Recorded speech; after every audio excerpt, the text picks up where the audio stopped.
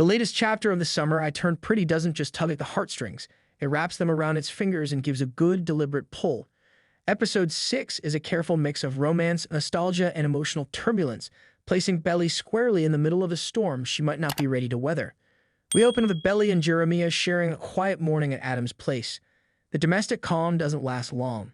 Adam makes it clear he's less than thrilled about Belly's extended stay, dropping subtle complaints about her hair in the drain and her experiments with his coffee maker. His suggestion that she head back to Cousins Beach is met with Jeremiah's relieved expression, hinting that even he's ready to move forward. They decide to start looking for an apartment near Finch, their planned home after the wedding.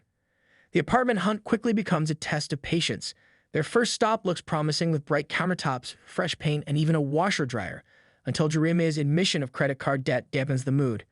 Belly is caught off guard by this revelation, especially since the debt comes from an impulsive Bruins ticket purchase. The landlord doesn't seem impressed by their finances or student status, and the next few showings are worse. One has an unidentified animal darting through the shadows, another reeks so strongly of cat urine that Belly refuses to step inside.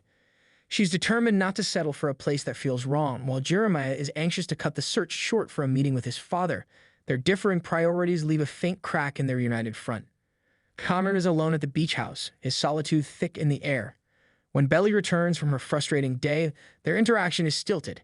He offers leftover chicken from the fridge. She politely declines. It's a small moment but carries the weight of everything unsaid between them. The next day, Belly tours the wedding venue with Paige, the event coordinator. What was supposed to be an intimate celebration has ballooned into something grand and impersonal, with multiple bartenders instead of a simple keg, over 100 RSVPs for people she doesn't even know, and a plated lobster entree replacing her dream of casual lobster rolls. The whole thing feels like it belongs to someone else. Overwhelmed, she calls Jeremiah to voice her doubts. While he assures her that the scale doesn't matter as long as they love each other, there's still a note of unease lingering in her voice. Meanwhile, in Boston, Stephen is navigating the complicated waters of his own. Working alongside Taylor, his ex, and Denise, who seems to share a subtle spark with him, he tries to maintain balance. It's revealed he's agreed to be Jeremiah's best man, a detail he's deliberately kept from their mother, Laurel, who remains skeptical of a wedding. Conrad takes matters into his own hands, meeting Laurel at a diner in a bid to persuade her to attend her daughter's big day.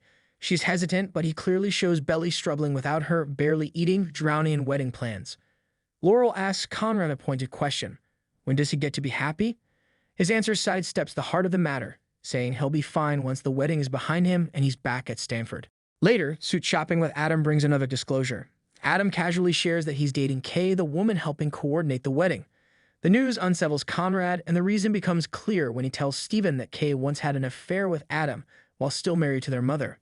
It's yet another fractured and already fragile family dynamic.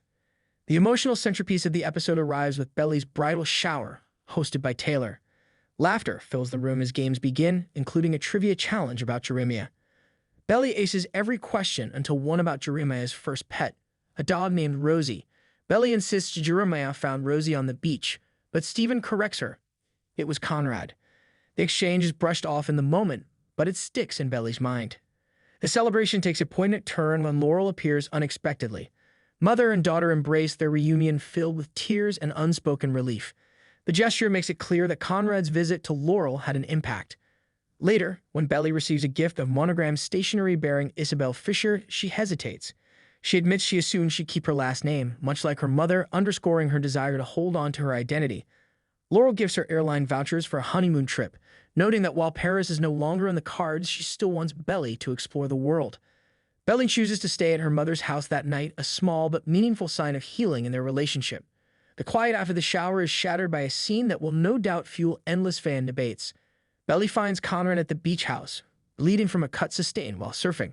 She insists on tending to the injury, the proximity between them charged with emotion.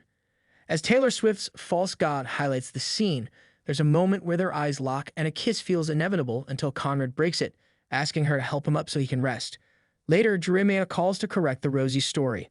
It was indeed Conrad who found the dog, not him. Belly's internal voice reveals how deeply this rabbles her. She's always prided herself on knowing Jeremiah completely, yet she got this simple fact wrong. The mistake feels symbolic, stirring questions about where her heart truly lies. The episode closes with Belly reflecting on the moment with Conrad. Unlike a past incident with Peaches, she knows this time the choice and the feelings were entirely her own. Her troubled expression says it all. The certainty she once had about marrying Jeremiah is slipping. Subplots weave in and out of the main story. Stephen and Denise's possible secret business venture, Adam's attempts to involve Jeremiah in golf and the family business, and Taylor and Stephen managing post-breakup awkwardness.